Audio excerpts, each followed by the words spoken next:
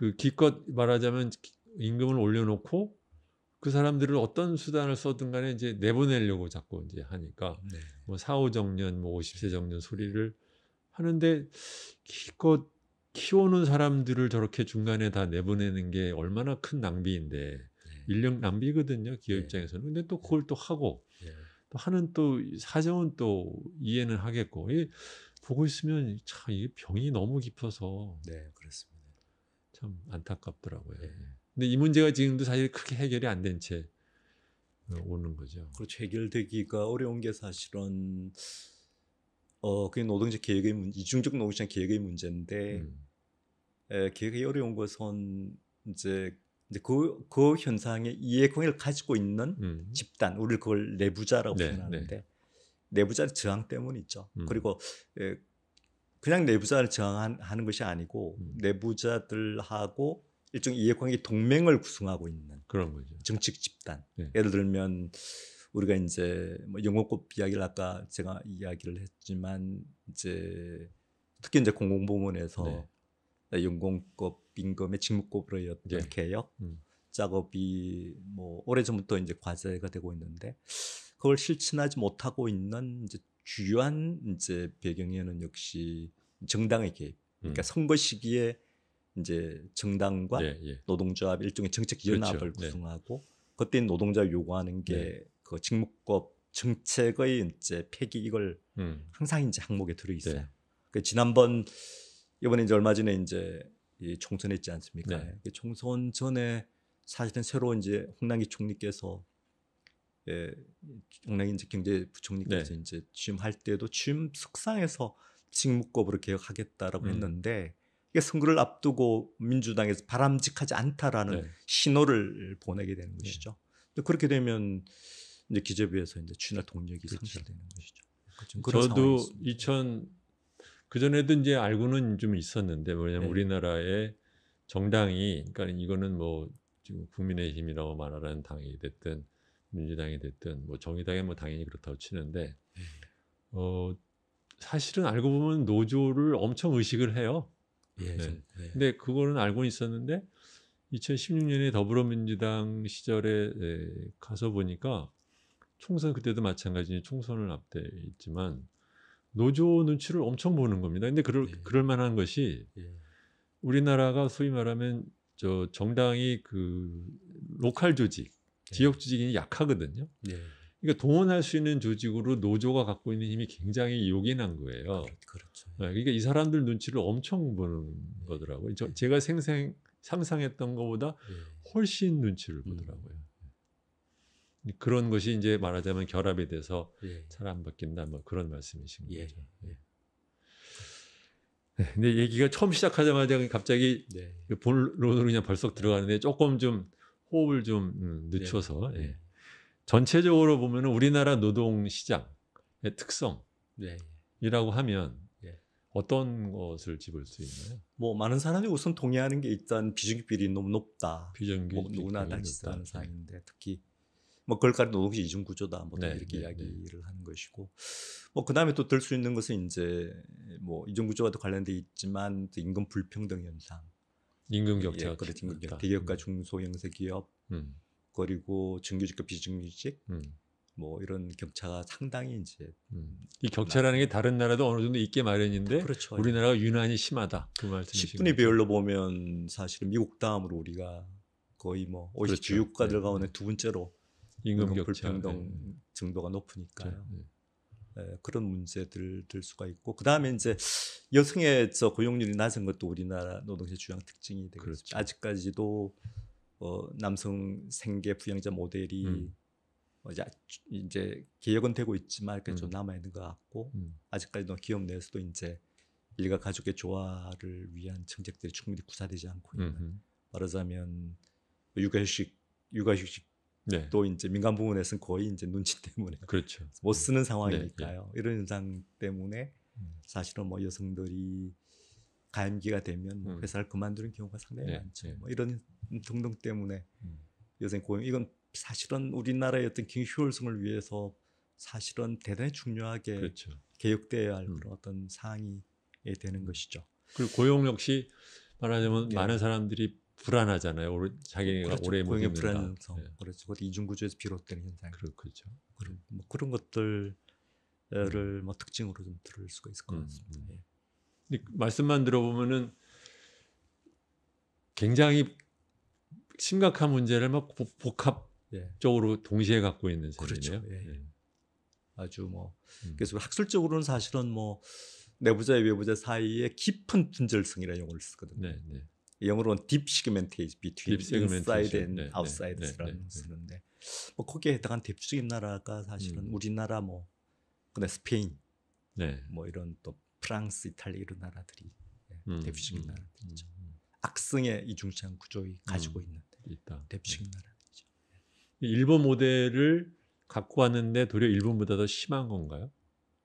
일본은 사실은 이렇게 우리처럼 그렇게 이중이동시장 구조가 뭐 그렇게 사실은 심각하지는 않습니다. 아, 그래요? 일단은 뭐 대기업의 임금 수준이 우리보다 훨씬 떨어지거든요.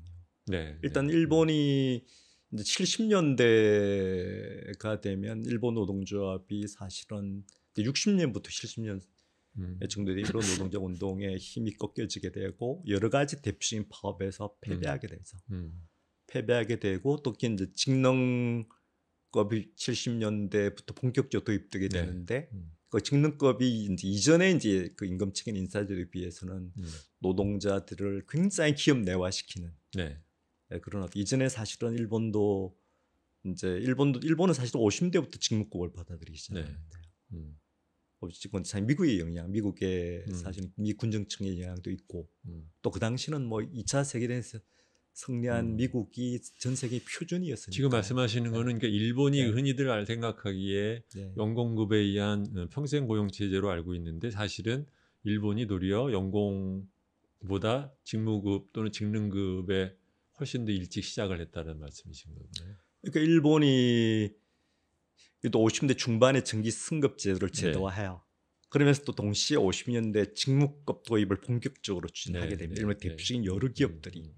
근데 이게 70년대에 사실은 일본도 이제 그 아까 말씀드린 그 배치의 유연성이랄지 또 직무급이라고 하는 것은 상위 포스트가 있어야 사실은 승진할 수 있는 경쟁을 통해서. 근데 이게 일본의 그 정원들에게 대단히 이제 이게 비매력적인 직무급이 비매력적인 것으로 받아들이게 되면서 그러면서 60년대 중반에 그러면 직무급 이게 잘 제도하기 어려우니까 일본에 이제 1경련이 있지 않습니까? 1경련에서 일본경제연합. 1경련에서 어떤 판단을 하냐면 직무급 당장 도입이 어려우니까 일시적으로 직능급을 경유해서 그 직무급을 도입한다는 그런 어떤 방침을 갖게 되는데 이제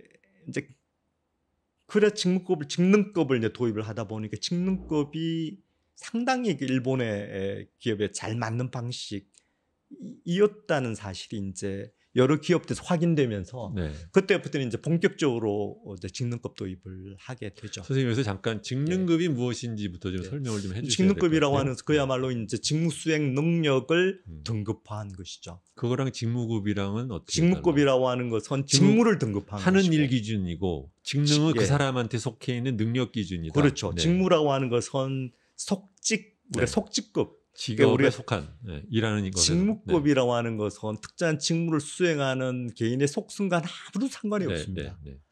순전히 그 객관적인 측면의 속성 그걸 가지고 우리가 이제 학술 용어는 직무 요건이라는 용어를 쓰거든요. 그러니까 특정한 직무를 담당하는 개인이 뭐 능력이 있는 친구든 게으른 친구든 아무 상관이 없어요. 오로지 객관이 요구되는 직무의 속성에 따라서 임금을 지급해요.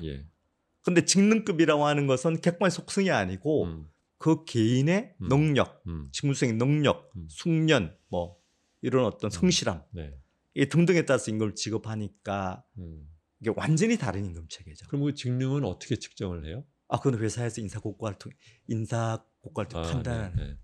컴피턴시 이게 직능의 능력에 대한 카테고리를 만들어 놓고 능력별 평가에 점수를 넣어서 그것을 합산해 가지고 이 사람은 이 정도 능력이 되는 사람이다. 그렇죠. 이런 식으로. 그러니까 그걸 이제 각 회사마다 사실은 그 특정한 어떤 직능 등급에 요구되는 그런 능력에 대해서 대단히 디테일하게 이게 기술이 되어 있습니다.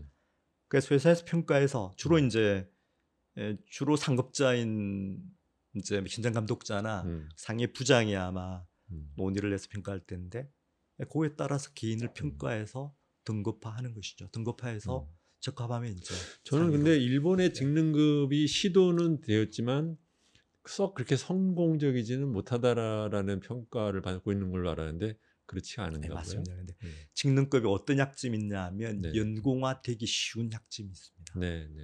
그래서 직능급을 엄격하게 사실은 평가를 하고 운용을 해야 이게 기능을 발휘하거든요. 그런데 이게 좀 느슨하게 평가하거나 또는 뭐 체류 연수 같은 걸 두어서 그 등급에 충족을 못 시키더라도 그러니까 최소한의 체류 연수를 둬서 그냥 예를 들면 이제 한 5년이 지나면 능력 요건을 충족시 못하더라도 자동적으로 승진을 있게끔 만드는 그런 제도가 있습니다. 뭐 그런 제도를 둔다 할지 제가 귀국했을 때 그래서 굉장히 웃겼다고 처음에 익숙하지 않을 때니까 그렇지만 과가 없는데 과장, 부가 없는데 부장이라는 거예요. 그런데 그 제가 이제 부장한다 그러니까 저랑 원래 미국에서 알던 일본인 선배가 야, 네가 벌써 부장이야? 그러니까 그 사람들만 하더라도 어느 정도 능력에 의해서 승진하는 게 있다 보니까 만년 과장이라는 게 있단 말이에요. 그러니까는 이제 부장 되는 게 굉장히 그 중에서 일부분만이 되는 것이고 아무나 되는 게 아니고 그다음 그 부장 자체가 굉장히 상당히 나이가 든 사람이 되는데 한국은 그냥 그게 아무런 의미가 형해화된 호칭으로만 남아가지고 그것도 막 훨씬 젊은 사람들한테 그냥 뭐 부장 뭐 시켜주고 뭐 부는 없는 같은 부의 부장 부는 있는데 예를 들면 부장이 여럿이다 보니까 이제 이름이 애매하다 보니까 이제 팀장 뭐 이렇게 만들어 뭐 하여튼 직제가 완전히 뒤죽박죽이 되어 있어요. 그런데 재미있는 것은요. 삼성의 경우에 다른 기업 그룹에서도 그랬다고 들었는데 그 직무급을 한번 해보려고 90년대 중반에 직무 분석을 한번 했었습니다. 컨설팅 회사 들여가지고 막 수백 페이지에 해당되는 직무 분석 표를 만들고 별 난리를 쳤는데 아무데도 못 썼어요. 이게 우리나라가 직무급 도입한 시기는 60년대거든요.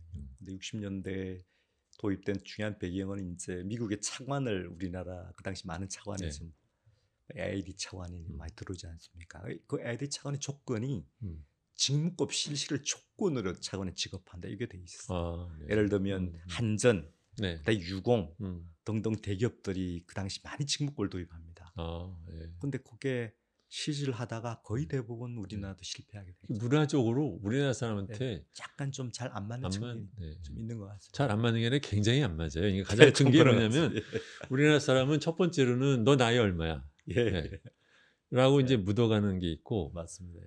두 번째로는 나이가 좀 같은데 누가 더 올라가고 안 올라가고 했을 때 자기가 좀 떨어진다 이런 것을 못 참아내요. 그래서 직장 안에서 그 불화가 또는 그 의욕 저하 뭐 이런 것이 엄청난 것 같아요. 그래서 이게 한국의 이렇게 그 나이 문화 또는 그 감투를 의식하는 유교 문화에서 과연 직능급이나 직무급이라는 그 개념이 과연 자생적으로 또는 아무리 이식을 한다 하더라도 착근을 뿌리를 내릴 수 있을까에 대해서 저는 기업에 다니면서 참 이것저것 저도 해봤는데 너무 어렵더라고요. 그렇습니다.